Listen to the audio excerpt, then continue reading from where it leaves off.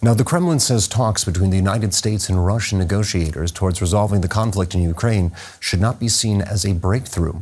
Over the weekend, Trump envoy Steve Witkoff and advisor Jared Kushner held parallel talks with Russian and Ukrainian officials. Although Washington and Kyiv say progress was made, Ukraine's President Volodymyr Zelensky once again stressed the need for building security guarantees. Today, our negotiation team is already returning after meetings in America with representatives of President Trump. Tomorrow morning, I expect a full report on prepared documents. A lot has been worked on, primarily documents on security guarantees, as well as the 20 points of the main document, the basic framework discussed by Ukrainian and American delegations. But of course, speculation continues as to what exactly the security guarantees could encompass. Constanze Stelzenmüller from the Brookings Institution told DW News how much actual support Ukraine can expect. US President Trump was hoping to broker a deal to end the Russian war against Ukraine by Christmas. We've seen talks in Miami, separate talks with Russian and Ukrainian representatives. What are the chances? What do you think? It seems to me that based on what we heard Putin say in his famous annual press conference at the end of last week, or indeed what we have heard his senior advisor Ushakov say after the Miami talks, that we are still quite far away from that. Putin said in his news conference that Russia absolutely has the military strategic initiative on the battlefield, and Ushakov thought that said that the proposals being discussed and put forward by the Ukrainians were, I quote, rather unconstructive. In the news reports from Miami, they say that there's been some progress on security guarantees for Ukraine. We don't know what that means. Before there was talk about NATO Article 5-like guarantees for Ukraine. So is it really something that you think is plausible? Because Russia is against Ukraine's NATO membership. Why should Russia say no to Article 5-like guarantees? Well, I think we should start by pointing out that you and I think most other people who don't possess classified information, have not seen any details on what Article 5-like guarantees would be, right? And the thing about Article 5, it really is like pregnancy, although it's, never been clearly defined. Either you provide Article 5 security guarantees or you don't. It's a binary. There really isn't that much in between.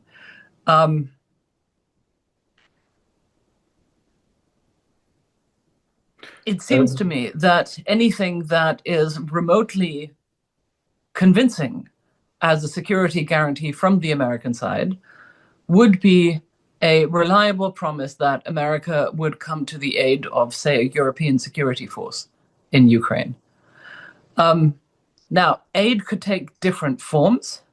The Americans are still providing Europe with the nuclear umbrella. They are still providing Europe and, by extension, Ukraine with the support from their strategic enablers, satellite-based intelligence, and so on. I think if limiting an Article 5-like security guarantee to that kind of support is unpersuasive, it's only really like Article 5 if there is genuine military support. And I find that hard to believe at this point. Donald Trump has positioned himself as a mediator in this Russian war against Ukraine, not as Ukraine's partner, just like Europeans, for example. And in Europe, also here in Germany, there is a general opinion in the media or among politicians that Trump is actually siding with Russia. Some disagree and say this is not the case. What do you think?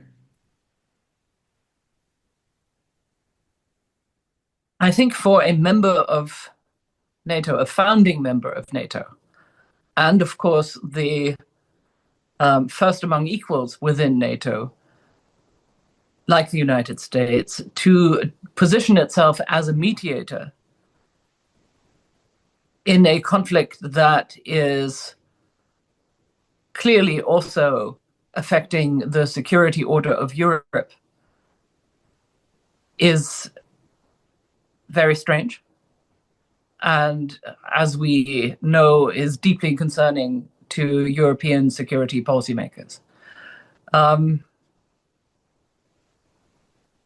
I would not say that Trump is generally siding with Russia, but he has been oscillating between support for Ukraine, support for Russian positions, and then withdrawing to this so-called mediator position in ways that are deeply unhelpful for the credibility of Western support for Ukraine.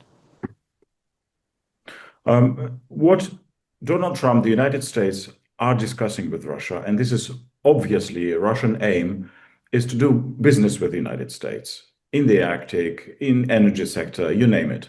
So how likely do you think is that Donald Trump, as US president, would start doing business with Russia, even if the negotiations on Ukraine fail?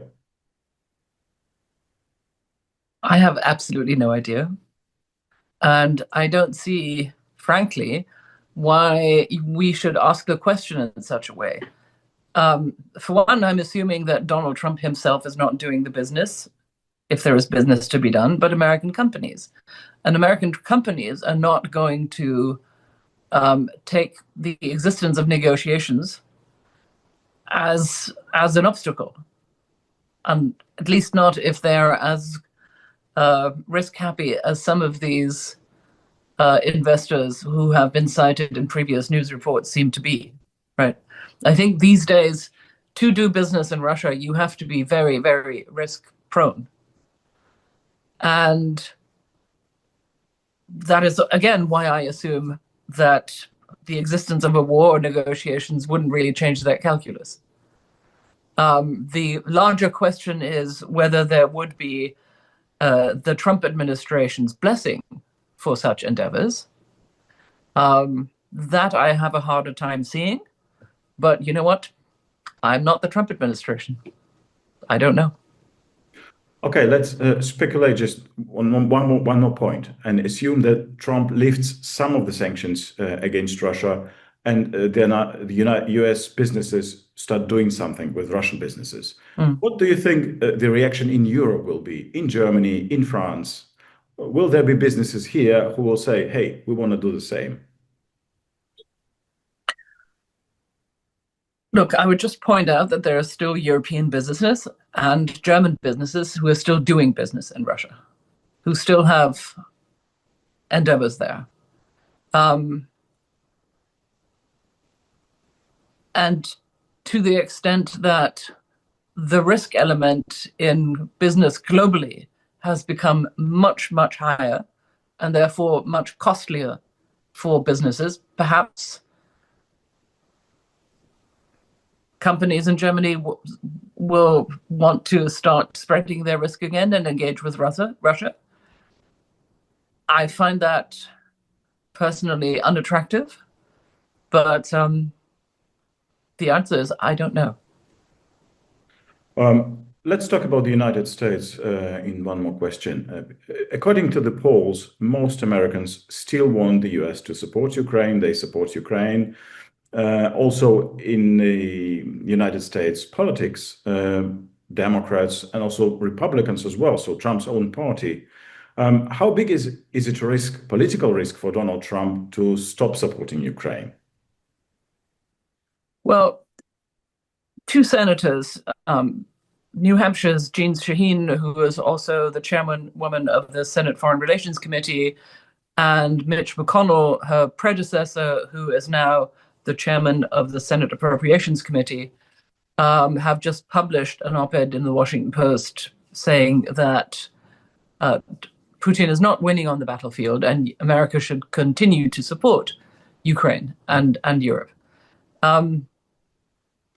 That at least is a sign that there are elements in Congress willing to put political muscle behind that support, You will also recall that the National Defense Authorization Act, the NDAA, of about a week ago, made sure that the Trump Pentagon could not withdraw troops from Europe, could not withdraw the American secure position, and so on.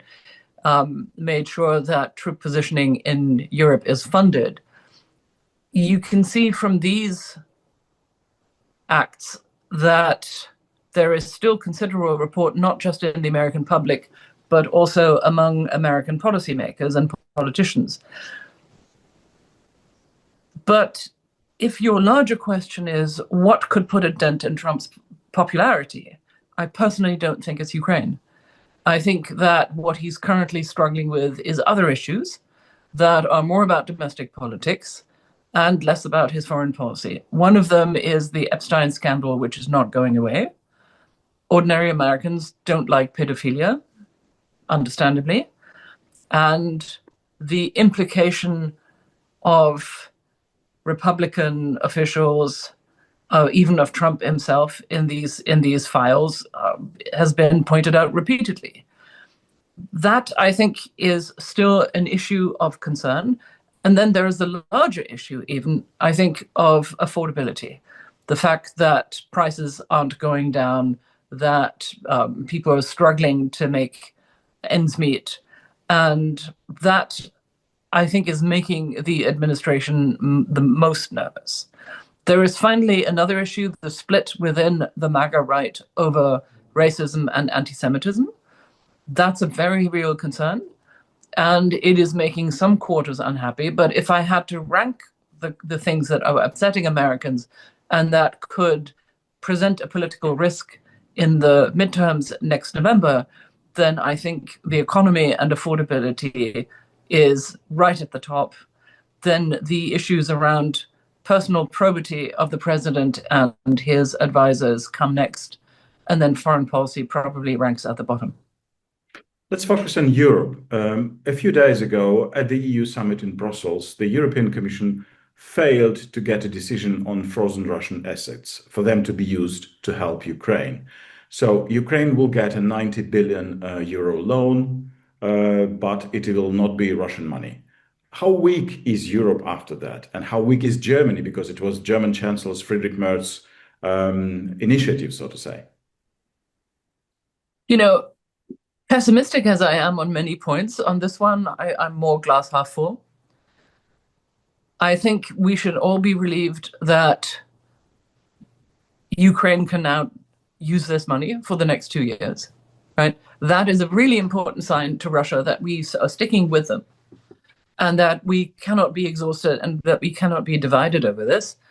Other commentators have pointed out that there is an element of irony in the fact that a Belgian Flemish separatist made the European Union take out Eurobonds. I mean, this is an act of integration, and interestingly enough, the Eurosceptics in Germany, of which there are some even in the Chancellor Merz's CDU-CSU, or within his coalition partner, the SPD, have not really objected to this. So I think at this point, the actors themselves are taking the position, you know what, it's good that we have this, and we need to make sure that Putin doesn't manage to split us on other things. I'm personally somewhat concerned about the Mercosur agreement with Latin America. I think that's something we need to get done. There is still a chance to get it done in January, but it's slow and ugly for an accord that has already been 25 years in negotiations. Right. The French President Emmanuel Macron wants to talk to the Russian President Vladimir Putin directly again. So he's talked to him before on the phone. Now they could probably meet in person. We don't know at the moment. But do you think it's a good idea? Could it bring anything? And why Macron and not Merz?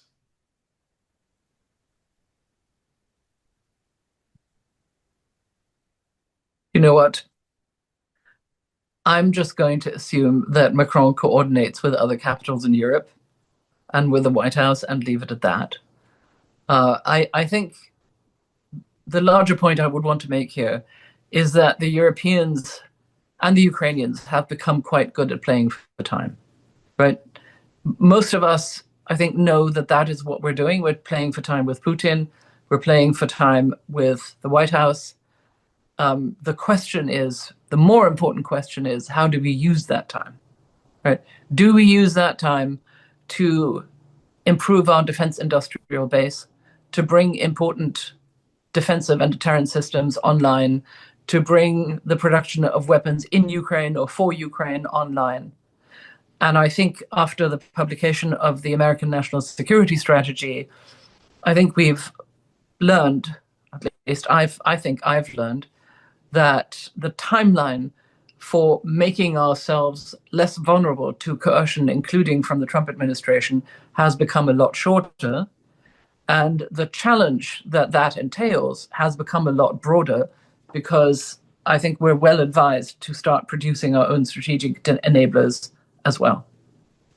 Speaking about time, Germany is speeding up its efforts to renew its army, the Bundeswehr.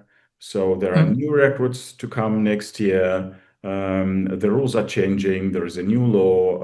And on the other hand, Germany is buying weapons at scale, spending billions of euros. But the question that is now being debated in Germany also is, could Germany send troops to Ukraine when this war ends? Because we know that some countries like France, like UK, some others are ready to do that. In Germany, Chancellor Merz is not willing to say yes or no at the moment. So what do you think? What will it depend on? And how difficult a decision will it be for Germany? Look, it depends on whether there is a ceasefire. Right now, we're not seeing a ceasefire because Putin thinks he has the upper hand. He told the world so in his press conference on Friday. So, I mean, that big if is still there. I will say that I sometimes wonder whether Putin really is making the best decisions and really is well informed. If a somewhat more subtle Russian tactic would, I think, agree to a ceasefire and test European unity on whether they're willing to send ground troops, right? They're not doing that at this moment. And we may be lucky that they're not doing that. But I think one of the things we've learned in the past 4 years is that we have to prepare for the worst case.